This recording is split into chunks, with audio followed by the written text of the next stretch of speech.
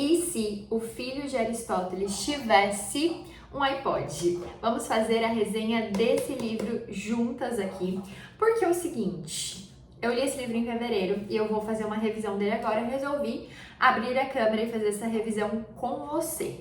Vamos comigo que a gente pode aprender muito juntas. Olá, olá! Mãe Digital, seja muito bem-vinda a mais esse vídeo aqui no canal, tudo certo por aí? No vídeo de hoje, então, falaremos sobre o livro que eu li em fevereiro, Se o Filho de Aristóteles Tivesse um iPod, de Conor Gallagher.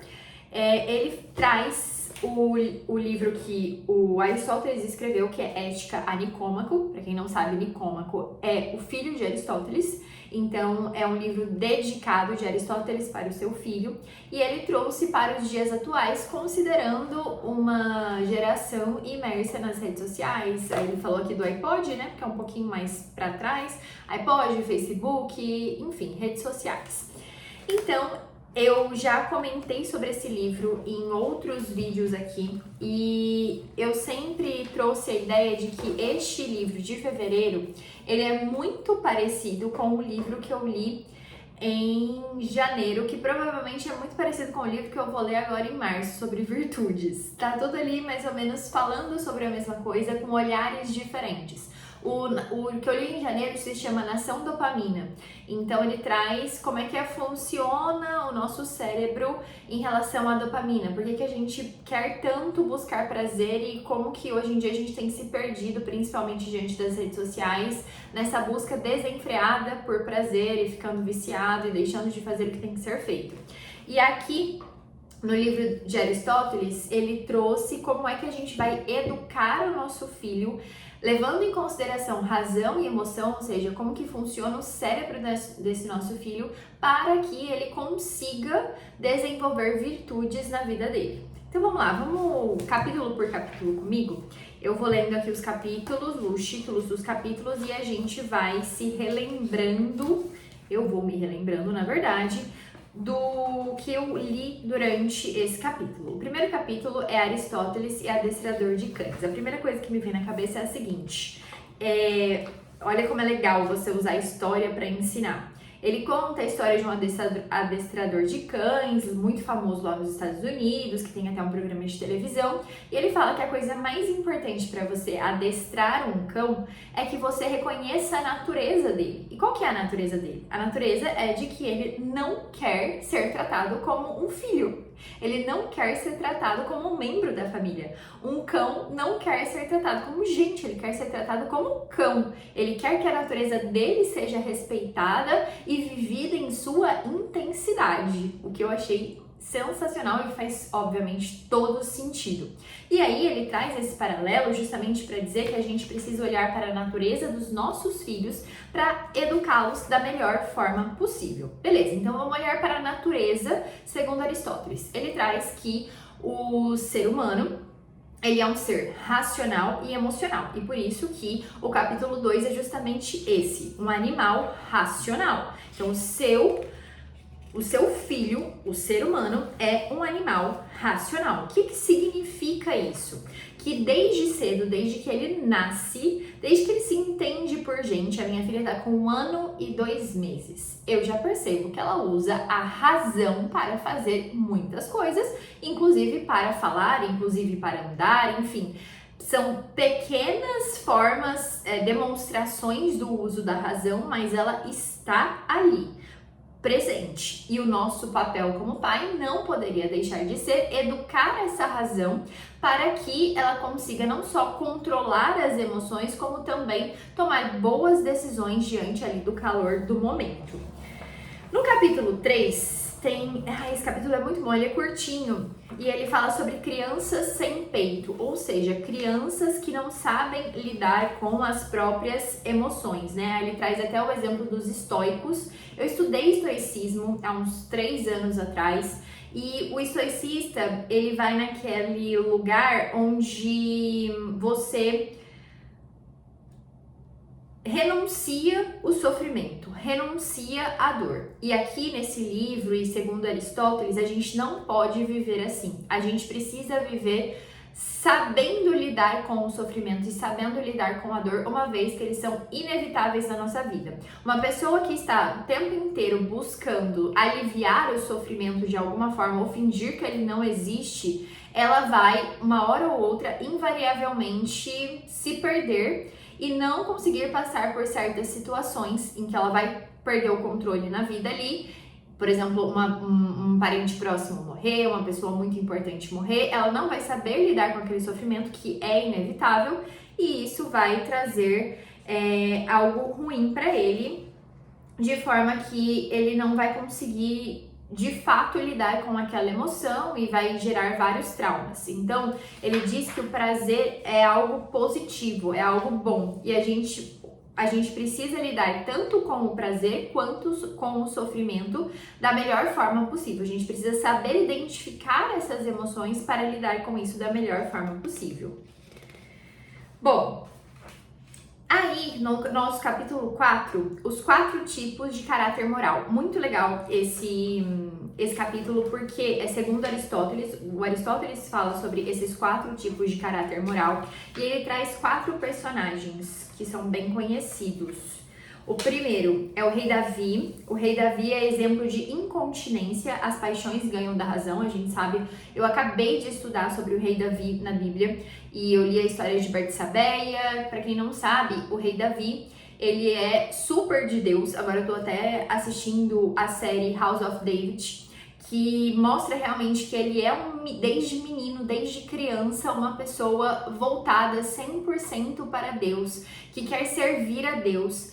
E ele é um dos poucos personagens dentro da Bíblia que nasce e morre servindo a Deus. Ele não desobedece a Deus, mas tem um episódio ali no meio da vida dele que, na verdade, é muito importante, porque marca o nascimento de Salomão, que é o filho que precede ele no trono. E nesse episódio, ele na verdade nasce de um pecado. Salomão nasce de um pecado. O rei Davi tá olhando por cima ali do seu palácio, tá olhando as redondezas e ele vê Betsabeia tomando um banho. E ele se apaixona por ela, vai e pergunta para um criado dele: ela é comprometida com alguém? E o criado fala: sim, ela é esposa de Urias. E aí acontece que ele ignora esse fato, porque ele está completamente apaixonado por Betsabeia e se deixa levar ali pela paixão, pela carne, e tem uma noite com ela. Ela fica grávida e aí que ele se embanana todo nas mentiras, né? Porque ela fica grávida e ele chama Urias, que tá no meio da guerra, para ter uma noite com a própria esposa, para dizer que o filho é do próprio Urias. Não dá certo por várias questões lá de respeito aos companheiros que estão em guerra e tal. E aí, no fim das contas, Davi manda colocarem Urias no lugar mais arriscado da guerra, e Urias acaba morrendo por conta desse pecado, desse erro de Davi. Então, o rei Davi, ele vem como um exemplo de incontinência. Ele sentiu ali aquela emoção, aquilo foi tão forte que ele não conseguiu se conter e foi uma espiral de problemas que ele foi se metendo. Então, é algo que ele pede muito perdão a Deus e depois a gente tem Salomão, enfim. Mas ele traz esse primeiro personagem. O segundo personagem, pra ser bem sincera, eu não conheço, que é o Frodo do Senhor dos Anéis. Ele é um exemplo de continência, onde a razão ganha das paixões. Então, ele está sendo racional demais. O terceiro personagem é um que eu já estudei muito também, mas vamos dizer que eu tô meio... Faz tempo que eu não leio sobre Sócrates. Então, o terceiro personagem, Sócrates, ele seria um homem de fato virtuoso, esse homem que a gente deveria buscar ser. Ele usa tanto a razão quanto as suas paixões para se voltar ao que é bom. Então, a gente não pode entrar ali nos extremos, ser só racional, ser só paixão. A gente tem que encontrar a bondade obedecendo a nossa natureza, que é razão e emoção. E o Sócrates seria o exemplo desse homem que consegue encontrar esse equilíbrio e, portanto, é um homem virtuoso. E depois ele traz Darth Vader, que é um homem vicioso. Tanto sua razão quanto suas paixões voltam-se para o que é mal. No capítulo 5, se não é fácil, não é virtuoso. Eu acho que esse capítulo aqui explodiu minha cabeça, porque Ele traz a ideia da virtude como um hábito, a virtude como algo que você quer escolher a todo momento. E isso é um ponto que, se eu tivesse sido ensinada desde criança, de forma consciente, a entender o sistema da virtude dentro do meu cérebro, eu seria outra pessoa. Minha vida seria 1000 vezes mais fácil hoje. Então, o nosso papel como pai, nós somos responsáveis em mostrar para os nossos filhos como é que a gente vai encontrar esse equilíbrio da razão e emoção. E, obviamente, para que a gente ensine para outra pessoa, a gente vai precisar nos ensinar primeiro, o que não é fácil, eu sei muito bem, mas é possível, tá? Então, nesse capítulo, ele fala que a gente pode escolher ser virtuoso, escolher sentir a emoção, sentir a razão e determinar ali o que é bom fazer naquela situação de acordo com a circunstância que você está passando, tá? Encontrar realmente a média entre os dois extremos. Então ele fala que a definição de virtude é um hábito, virtude é uma obrigação, você é obrigado a ser virtuoso. Virtude é a média entre dois extremos. Virtude corresponde ao reto juízo de uma pessoa que é sábia. E aí na segunda parte do livro, ele fala muito sobre as amizades, o que eu achei muito interessante, porque é fato que os nossos filhos, eles vão ser criados por nós, porém, eles vão viver muitas amizades, eles vão viver em ambientes não controlados como o ambiente dentro de casa, ou seja, eles vão conhecer outras pessoas com outras educações na escola. E, portanto, ele tem necessidade disso. O autor deixa bem claro, que Aristóteles deixava muito claro, que nós temos necessidade dessas interações sociais. E, portanto, as nossas amizades nos são muito importantes. Os ambientes onde a gente se encontra são também muito moduladores do nosso comportamento, moduladores dessas virtudes, e a gente precisa estar sempre atenta a isso como pais, tá?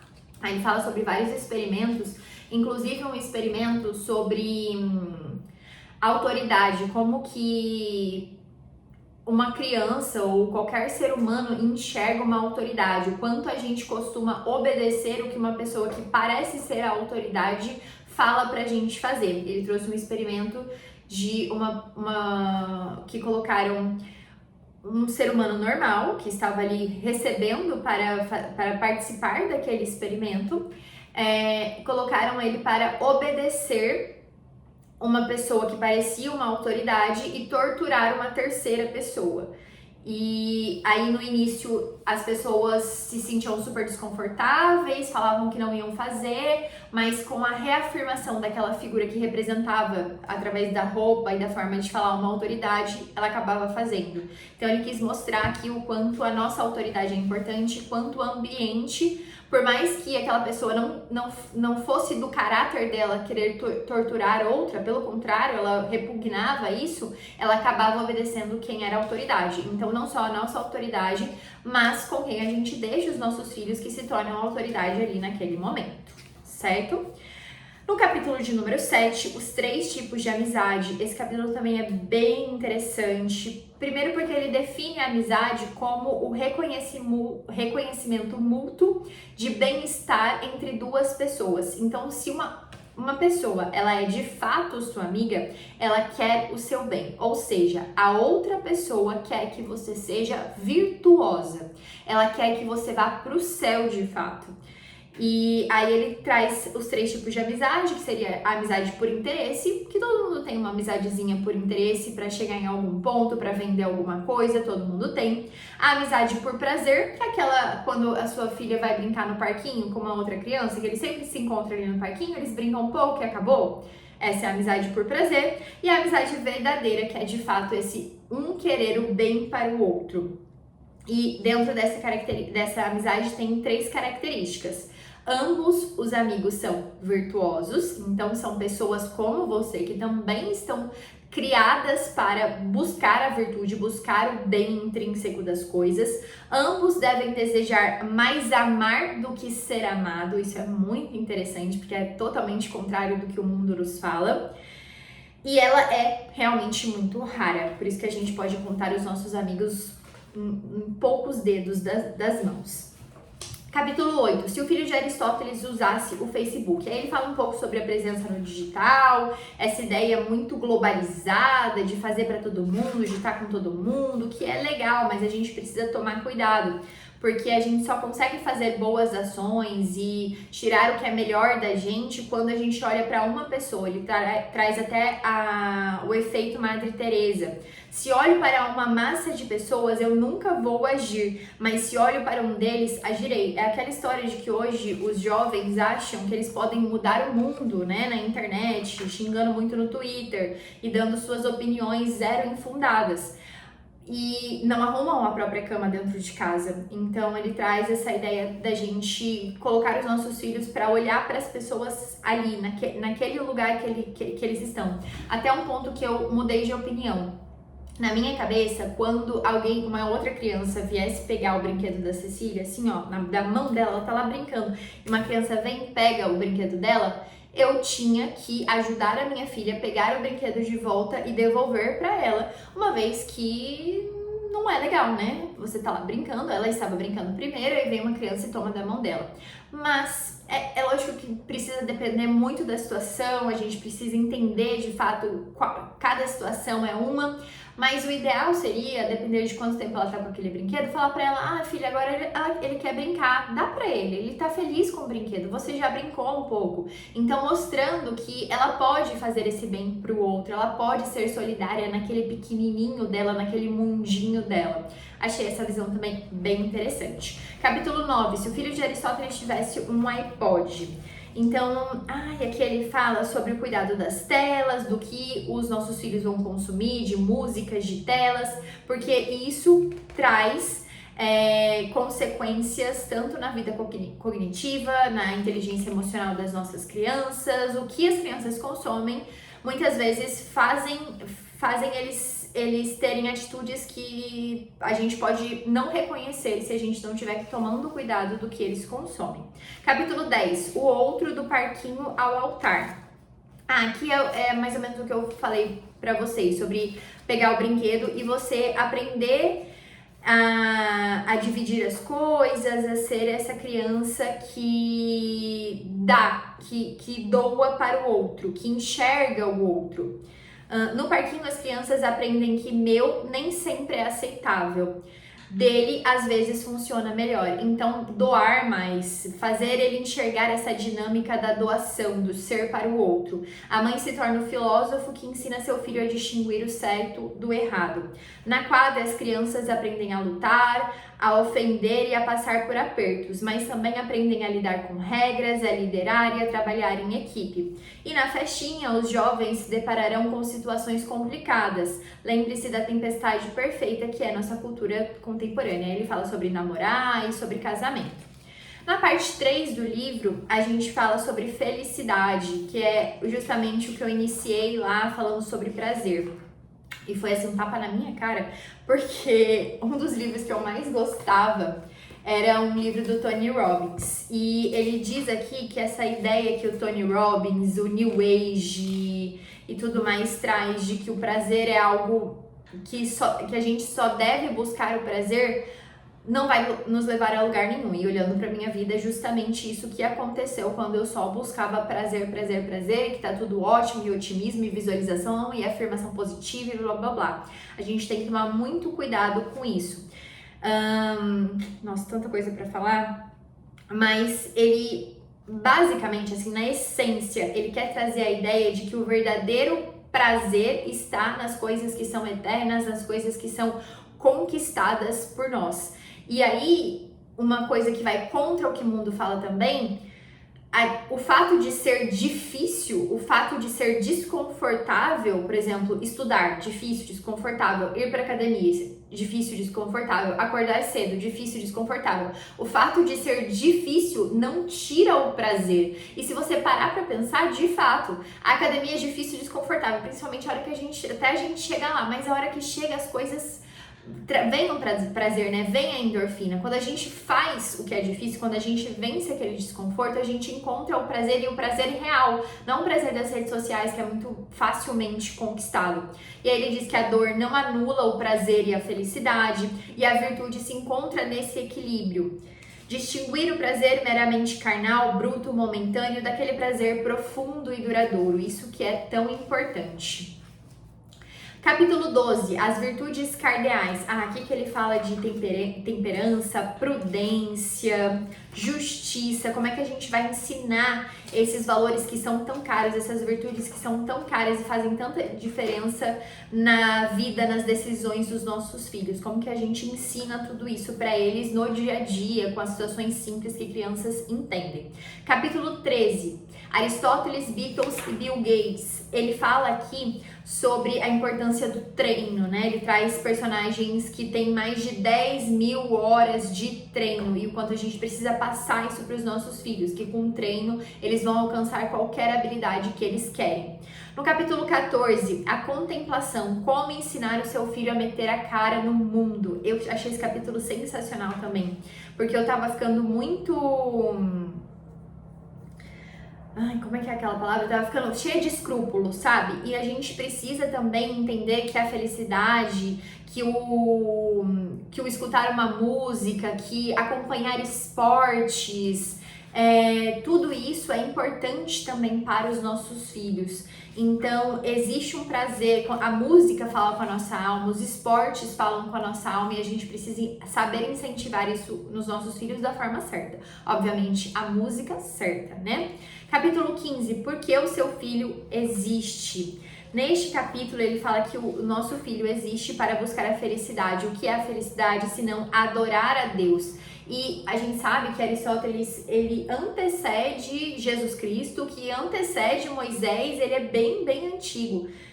Deveria ter 300, eu acho, antes de Cristo ou mais, 300 ou 800.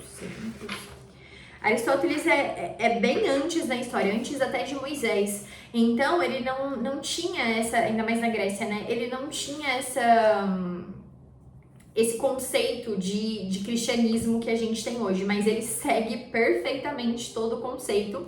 E ele fala que a gente deveria não adorar a Deus, mas ele não usa a palavra Deus, ele fala adorar a divindade. E a gente faz isso contemplando.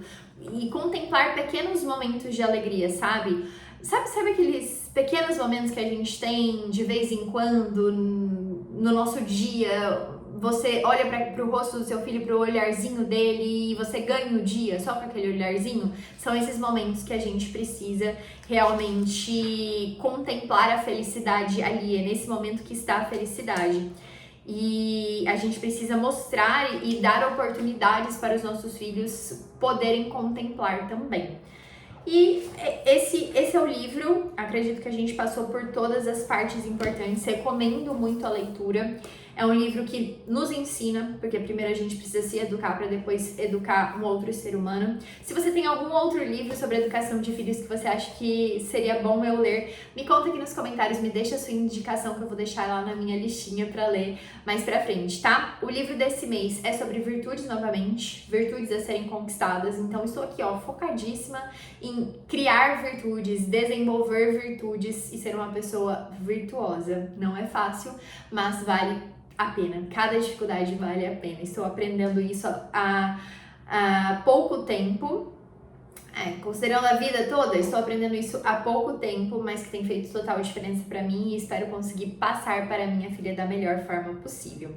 Aliás, isso é algo que eu falo que eu tô aprendendo há pouco tempo, porque eu fiz um curso que se chama Mentalidade Disciplinada e nesse curso eu levo em consideração as 3 áreas da nossa vida: corpo, alma e espírito, para se tornar uma pessoa disciplinada e, portanto, virtuosa. Então, no corpo, eu trago a visão da neurociência, no espírito, eu trago a visão da teologia, catolicismo principalmente, e na alma, eu trago a visão da psicologia e mostro em 7 mais 7 passos como é que você pode mudar a sua mente, entender a sua mente, para se tornar uma pessoa virtuosa. Eu vou deixar o link do Mentalidade Disciplinada aqui na descrição e eu te espero por lá. Muito obrigada por ter assistido esse vídeo até aqui, um beijão e até o próximo!